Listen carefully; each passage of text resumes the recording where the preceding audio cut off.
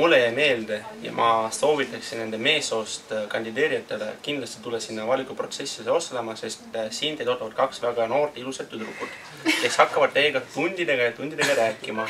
Ja te võite kõik komisjonid hinge sees kõik nendele avaldama. See on väga-väga tore. Nad on väga tähelepanelikud ja kuulavad teid hea meelega.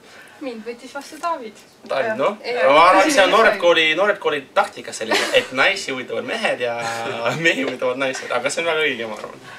Mulle jäi kõige rohkem meelde rühmatööd, et see tunni andmine ja siis see meeskonnatöö, et siis hästi huvitavad kogemused, et sai nagu võib-olla mingi pildi juba, et mis tunne seal klassi ees seista oleks siis, kui sulle vaatab rohkem kui üks õpilane vastu. Mulle meeldis ka just see klassis tunni andmine, et need, kes seal tunnis istusid, need olid nagu tegelikult täiskasvanud inimesed, aga natuke nagu kasvatamatud.